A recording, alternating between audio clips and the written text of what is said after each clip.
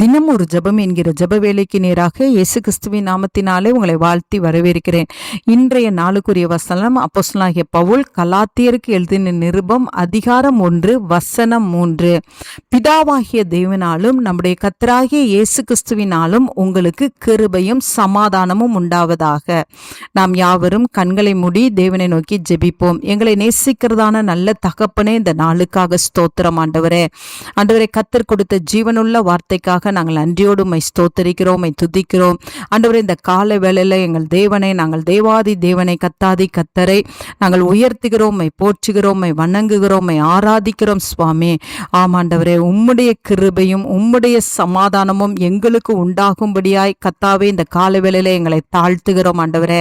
ஆண்டவர், கிருபை பெற்றவளே நீ வாழ்க என்று சொல்லி ஆண்டவரே மரியாள் இடத்துல ஆண்டவரே உம்முடைய கிருபையை ஆண்டவரே நீங்க காண்பித்த தேவன்.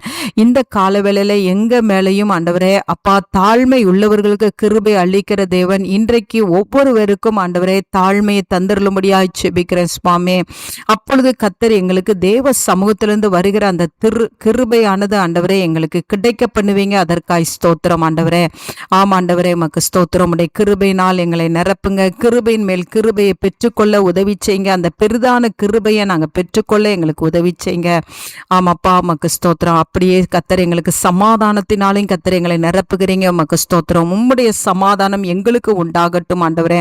உலகம் கொடுக்க கூடாததும் உலகம் எடுக்க கூடாததுமான சமாதானம் என்னோடு கூட சேர்ந்து ஜெபிக்கிற ஒவ்வொருவருடைய கூடாரங்களுக்குள்ளே இறங்கி வரும்படியாய் ஜெபிக்கிறேன் சுவாமி. ஆண்டவரே, உமக்கு ஸ்தோத்திரம் ஆண்டவரே. நாங்கள் வேதத்தை வாசிக்கும் பொழுது எங்களுக்கு சமாதானத்தை கொடுக்கிற தேவன் ஆண்டவரே.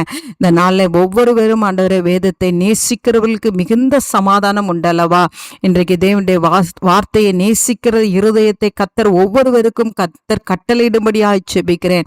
அப்பொழுது ஆண்டவரே பூரண சமாதானத்தோடு எங்களை காத்துக்கொள்வீங்க. உமக்கு ஸ்தோத்திரம்.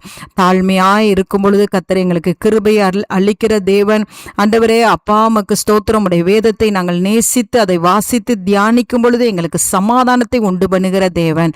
ஆம் ஆண்டவரே, இந்த நாள் என்னோடு கூட சேர்ந்து ஜெபிக்கிற உடைய பிள்ளைகளுக்கு கர்த்தர் அந்த கிருபை கொடுத்து ஆண்டவரே கிருபையினாலே சமாதானத்தினாலும் உடைய பிள்ளைகளுடைய குடும்பங்களை நிரப்புகிறபடினால் நன்றி.